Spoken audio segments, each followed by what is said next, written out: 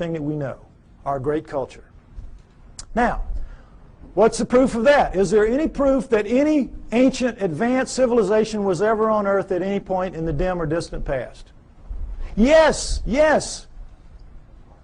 The megalithic structures out there, the pyramids, Tiwanaku, Baalbek, Teotihuacan, Stonehenge, you name it, a couple of dozen of them. All of those are impossible for human beings to recreate today. And yet we are told in another one of these great fantasies that they were somehow created by people in ancient times, ancient Egyptians or ancient Sumerians or anybody. Somehow or other they did it. And it's just absolute malarkey. Impossible. Now, next slide. Some Egyptian scholars tried to prove it by getting down in with some pink granite here and wailing away with some stones for a few hours and tore their hands up and walked out of there saying, well, you know, we couldn't make much of a dent in it, but boy, you know, those old folks, they sure had a lot of time on their hands, and somehow they figured out a way to do it. Wouldn't give an inch after this. Wouldn't give an inch. It's ridiculous. Now, here's the stone they're working on. Next slide. Some of you may have seen this. This is an ancient 1,170-ton obelisk lies unfinished at the Aswan quarry. A crack rendered the stone unusable. It's pink granite. They were making it into an obelisk like the one you saw in Allen's slides. Okay? It's about 100 feet long. It's about 12 feet wide, 12 feet deep on the side. Imagine the Washington Monument just squared off. And it's pretty much done. But now let's move this from the Stone Age. Let's move it through the age of copper, because copper wouldn't make a dent in that. And let's move it into the Bronze Age. Bronze will chip on it. Bronze will take a little bit of it out. Now, let's put our bronze chisels or hatchets or whatever in the hands of some guys and get them down in this crack and put them to work. How do you think you're going to fare in there? Pretty tight fit. Plastic Man might have a tough time up in there.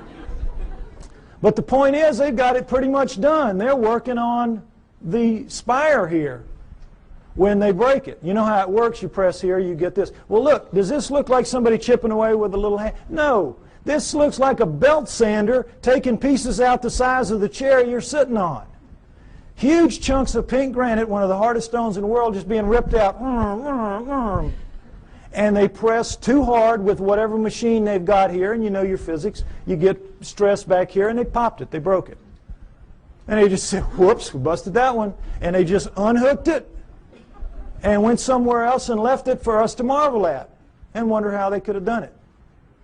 But now let's go ahead and say they didn't bust it and they finished it. These primitive people now who managed somehow to do this. They finished it. It's ready to go. The hole, by the way, is about 15 feet deep. That's the top of it up there. But still, what's the first thing they've got to do? Somebody's got to draw straws to get down there with his hatchet and cut it loose from the bottom. Now, who's going to do that with 1,100 tons sitting on top of him? We could not get our best diamond-tipped blades to cut through underneath this thing. The weight would stop the blade. We could not, the operative word here is impossible. We could not get this out of here. And yet they did it time and time and time again. To lift it out, just if we could somehow cut it loose, we would have to take a dozen of our largest movable cranes to wring that hole just to get it up. You're being lied to, folks. That's the main thing you got to understand. You're being lied to. It's absolutely impossible for this one stone proves that none of the megaliths were made by those people in that era. And this, again, is not the biggest one. They have them in Baalbek twice that big. Okay? Next slide. All right. What we're told is that the Anunnaki came to Earth for this, gold. Mining gold. And that originally the story is they landed in ancient Sumer, but not 6,000 years ago, 400,000 years ago, 430,000 approximately to be exact. 400,000 years ago they land in modern-day Iraq, and they set up shop in the Tigris-Euphrates Valley, and they call their home away from home, their home away from Nibiru, the Eden. You'll see a poster out there by my thing, Anunnaki over Eden. That's what that means. Because that poster is the Tigris River Valley that the symbol is rising above. That is where it was. That is where Eden was, according to them, and that comes down in the Bible as such. So they set up camp and they placer mined the gold out of those rivers. What do they need gold for? They needed to repair their atmosphere. And their rise to high technology, they had damaged that big, 3 times the size of Earth atmosphere, the same exact way we're damaging ours in our rise to high technology, and they ultimately had to repair it with very fine particulates of gold, like talcum powder, blown up into the stratosphere above it so it would ride above there and act as a reflector and an insulator from cosmic rays, which is, you see that on the masks of astronauts and in the capsule and all that. Gold is a wonderful stopper of cosmic rays. So that's what they had to repair it with. It's what we will have to repair it with. We'll have to do exactly the same thing when the day comes for us to have to face up to what we're doing to our planet. Okay?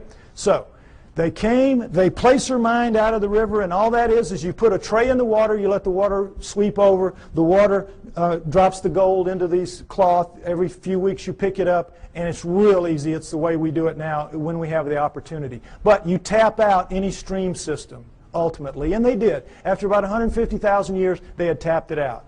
And so they decided they were going to split themselves up and go where the mother lode of gold was on the planet Earth, which is what it is today, southern Africa. So they divided themselves into the upper world, which remained the Eden, and the Abzu, which was the lower world, and you didn't want to go to the lower world because you had to get in the holes and dig the gold.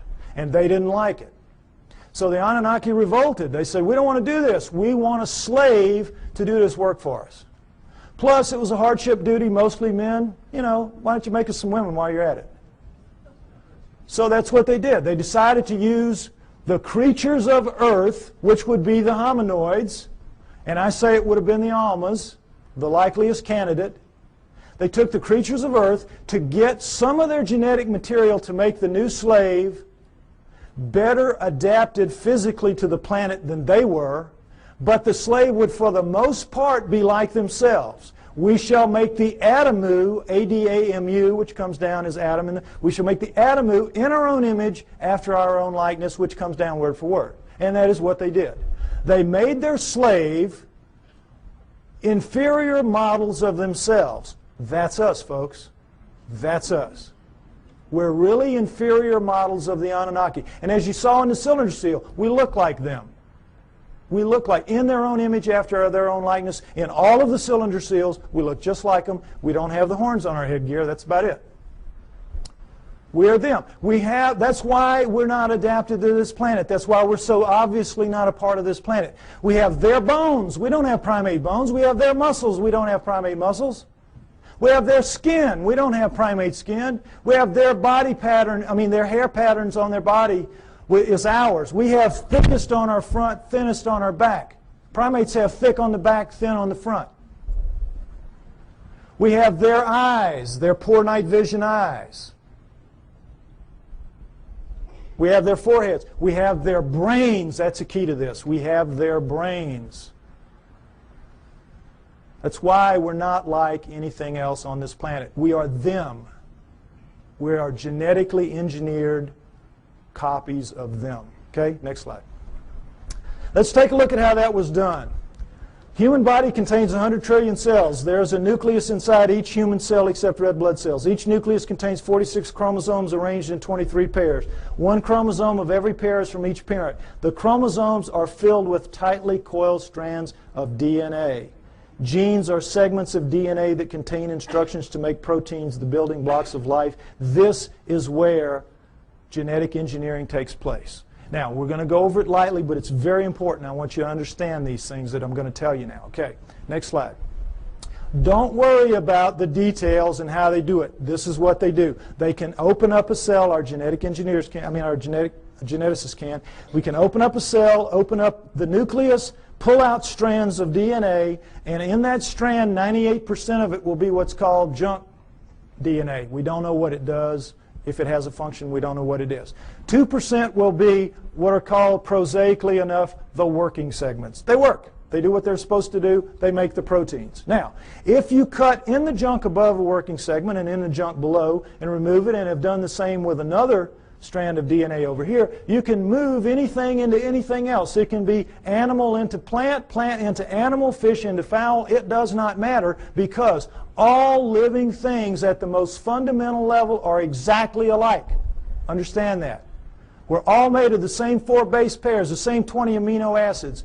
Everything is the same at the most basic level. It's like it's pop beads that are interchangeable. It is almost as if somebody designed it that way so they could just mix and match the parts and make anything they wanted. Isn't it? Something to think about. Okay, but the problem with it from an engineering standpoint is this. You're not cutting with a blade. These are not precise cuts. The blade would have to be a few molecules thick. You're cutting with chemicals. Chemicals. Now, the chemicals can cut pretty accurately, but mistakes are going to happen. Something's going to ooze out where it doesn't belong. Something's going to splash over it where it doesn't belong. Mistakes are going to happen. Inevitable.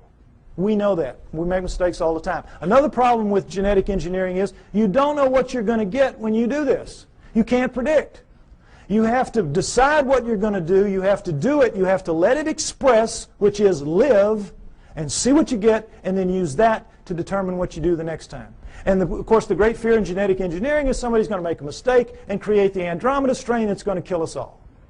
A legitimate concern. Although everybody's very careful, and I'm not too worried about it. But mistakes do happen because all of this is so incredibly microscopic. It's out of the nucleus of your cells. Imagine how microscopic it is.